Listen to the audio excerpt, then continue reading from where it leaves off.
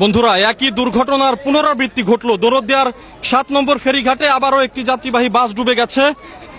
আপনারা জানেন এর আগে একটি বাস ডুবে 26 জনের প্রাণহানির ঘটনা ঘটে।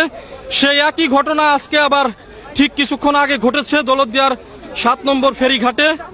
এখানে এই যে ফেরি, করবি ফেরি, এই ফেরিতে উঠে যায় একটি বাস, এসবি পরিবহনের একটি যাত্রীবাহী বাস। বাসটি কুষ্টিয়া থেকে আসে এবং কুষ্টিয়া থেকে আসার পরে এই বাসটি এই ফেরিতে উঠে যায় এবং ফেরিতে উঠে যাওয়ার পরেই এই যে ফেরির যে ডালা, এই ফেরির ডালা ভেঙে ঠিক এই জায়গা দিয়েই আপনারা দেখতে পাচ্ছেন ক্যামেরার সাহায্যে, ঠিক এই যে এই জায়গা দিয়েই এই যে ডালা ভেঙে এই জায়গা দিয়েই বাসটি নদীতে পড়ে গেছে। আপনারা দেখতে পাচ্ছেন এই যে ডালা, এই ডালাটি ভেঙে নদীতে ঠিক এই জায়গাটিতে এই মুহূর্তে বাস রয়েছে। আপনারা দেখতে পাচ্ছেন এরই মধ্যে উদ্ধারকারী জাহাজ হামজা এখানে চলে এসেছে, হামজা চলে এসেছে এবং ফায়ার সার্ভিস, কোস্টগার্ড এবং বিআরডব্লিউটি এর ডুবুর ইউনিট তারা এখানে উদ্ধার কার্যক্রম শুরু করে দিয়েছে। ভাই, বাস কি এখানে আছে?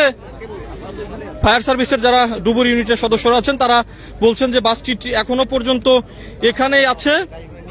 আমরা প্রশাসনের সঙ্গে কথা বলেছি, তারা বলেছেন যে হতাহতের আশঙ্কা তেমন একটি নেই, তবে বাসটি যখন উদ্ধার হবে, উদ্ধার করার পরেই বোঝা যাবে আসলে কোনো হতাহত আছে কিনা।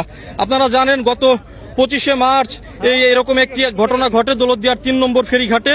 3 নম্বর ফেরিঘাটে একটি বাস ডুবে যায় এবং সেই ঘটনায় 26 জনের প্রাণহানির ঘটনা ঘটেছিল। আজকেই এই দৌলতদিয়ার এই 7 নম্বর ফেরিঘাটে একই দুর্ঘটনার পুনরাবৃত্তি ঘটলো। এই যে ফেরি করবি, এই ফেরি করবি থেকেই যাত্রীবাহী বাসটি নদীতে ডুবে যায় এবং নদীর মধ্যে এখনো বাসটি আছে। আপনারা দেখতে পাচ্ছেন উৎসুক জনতা এখানে ভিড় করেছেন, প্রশাসনের লোকজনও এখানে আছেন। ঠিক